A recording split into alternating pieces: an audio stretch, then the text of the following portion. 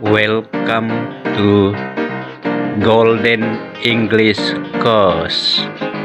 أأنتم أشد خلقا أم السماء بناها رفع سمكها فسواها وأغطش ليلها وأخرج ضحاها والأرض بعد ذلك دحاها أخرج منها ماءها ومرعاها والجبال أرساها متاعا لكم ولأنعامكم فإذا جاءت الطامة الكبرى.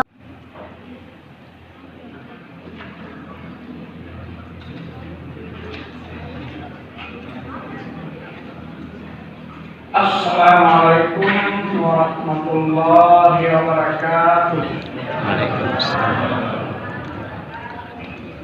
Alhamdulillahirabbil alamin alladzi arsala rasulahu bil huda wa dinil haqq liyudhhirahu 'ala dini kulli wa kafa billahi shahida. Asyhadu an la ilaha illallah wahdahu la syarika lah wa asyhadu anna Muhammadan abduhu wa rasuluh. Allahumma shalli ala Muhammadin wa ala alihi wa man tabi'ahum bi ihsan ila yaumil qiyamah. Bapak Ibu sidang jamaah Isya yang sama-sama dimuliakan oleh Allah Subhanahu wa taala. Insyaallah tema ceramah kita pada malam hari ini saya ingin beri judul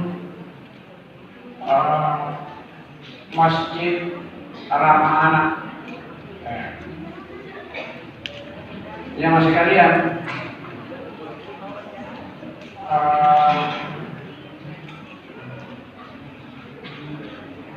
tahun lalu ya mereka mendapat penghargaan menjadi Kabupaten Layak Anak. Cuma layak anak itu masih dalam standar di bawah, karena itu rupanya berkeras-keras juga. Jemaah sekalian, saya ingin memulai dengan sebuah cerita di sini. Di Amerika ada sebuah masjid, ada seorang jamaah yang setiap saat dia ke masjid, dia membawa anaknya yang masih kecil, umur 7-8 tahun. Sampai di masjid, saat anak itu ditempatkan di belakang dan dia masuk di saat depan orang tuanya. Di masjid rupanya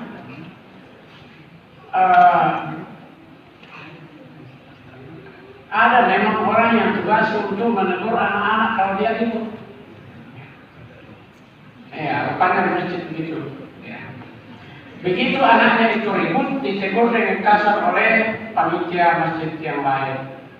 Lalu anak itu menjadi trauma. Besoknya diajak oleh bapaknya, ayo nak kita siap-siap ke masjid. Dia bilang, masjid apa bapak? Dia masjid ini yang kemarin. Baik, saya sudah tidak mau. Lalu saya sebut masjidnya. Ya.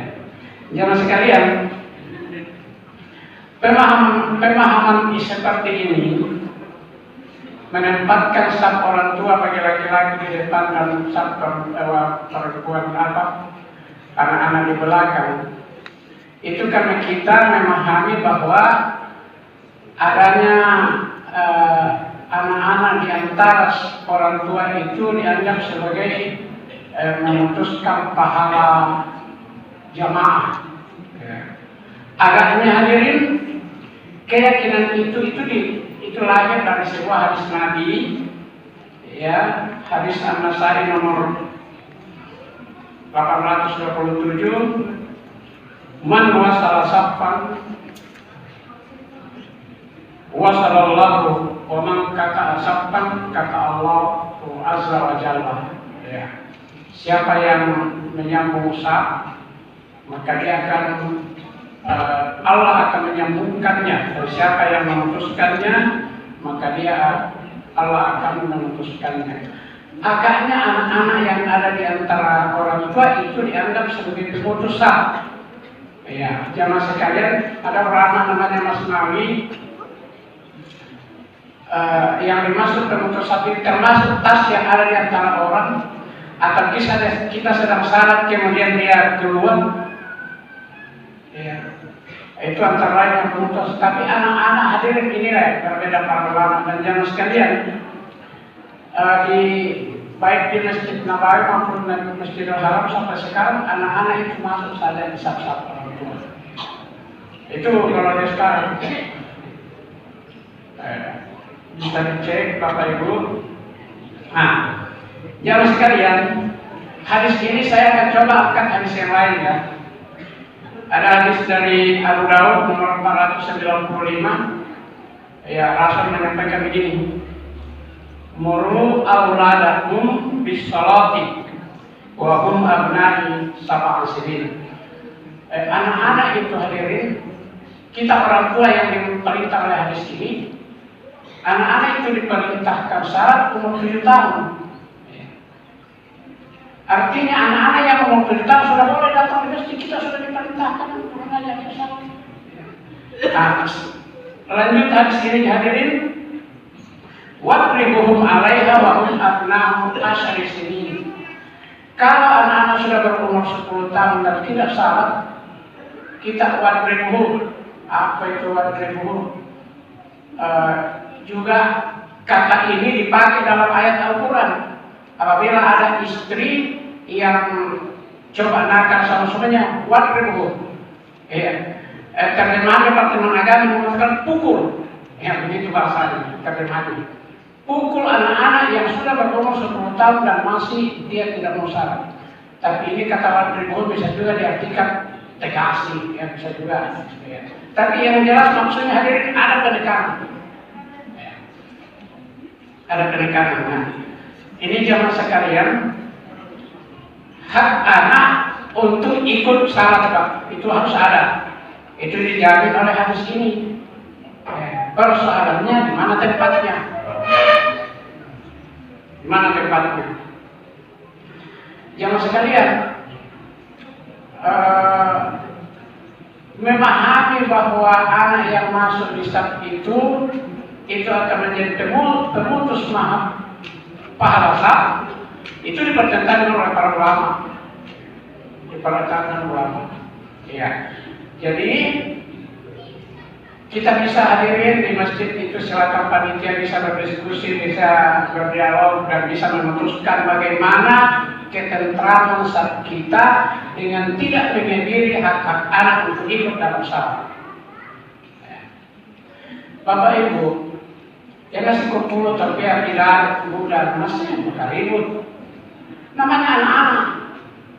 Itu normal itu. Jangan sekumpul terbiar banyak berkumpul anak dan tidak ribut. Oh, kira-kira anak itu mungkin dia ada sakit atau dia ada apa ini. Ya namanya anak. Yang jadi persoalan kalau orang tua yang ribut dalam masjid, ini jadi persoalan. Ya. Tapi kalau anak-anak ya namanya anak-anak. Nah hadirin, mungkin ada baiknya setiap anak kita bawa diajak salat sesuai hadis tadi, muru auladakum, kemudian kita simpan di samping kita dan di dalam pengawasan kita. Jamaah sekalian, Nabi kalau kita di Masjid Nabawi itu kan kita salat menghadap selatan. Berarti rumahnya Nabi itu sebelah timur di tempat imamnya itu, sebelah kiri ya. Seperti ini betul ini. Kita menghadap sini seperti ini. Nabi salat zuhur, dia keluar dari rumahnya menggendong cucunya namanya Husain. Ya, lalu ditempatkan di samping, lalu dia duduk di salat zuhur. Nah, diceritakan oleh sahabat yang hadir salat di situ, dia bilang, saya kenapa ini Nabi lama sekali sujud? Dia angkat kepalanya. Dia lihat anaknya Nabi ternyata ada di punggungnya, cucunya Nabi. Sahabat yang lain bertanya, ya Rasulullah setelah selesai salat, tadi itu lalu sujudnya lama semangat, kenapa? Dia bilang, saya punya cucu ada di punggung, saya tidak mau mengganggu kenyamanannya. Sahabat tadinya dikira, wah baik itu salat, kenapa begitu? Nah, jangan sekalian. Kira-kira kalau kita begitu bagaimana kira-kira? Iya, anak kita salah dan kita diganggu anak kita, cucu kita bagaimana? Silakan mengukur itu dan jamaah sekalian. Ada juga yang mengatakan dia kan belum disunat, belum bisa masuk karena dia itu kotor. Apa masih kotor ya, belum disunat, belum dihitam. Jamaah sekalian, kalau itu yang jadi ukuran, kita semua ini bernajis ini. Kita punya, kita ini kesana kemari bawa najis. Najis itu bisa menjadi najis kalau sudah keluar dari badan. Selama masih di dalam badan itu bisa statusnya belum menjadi najis juga. Ya. Yang penting ini kita dari rumah kita ganti bajunya anak, ya mandi, sudah bersih walaupun dan menghitam itu. Ada kotoran di kantong orang, iya kita juga ada. Tapi kita sudah cuci bersih, ganti baju kita ganti itu sudah tidak bernajis lagi. Ya, ini kalau itu yang menjadi alasannya. Ya, jadi zaman sekarang karena itu sebaiknya panitia memberikan ruang yang sama kepada anak kita. Zaman sekarang ada Muhammad Al-Fatih.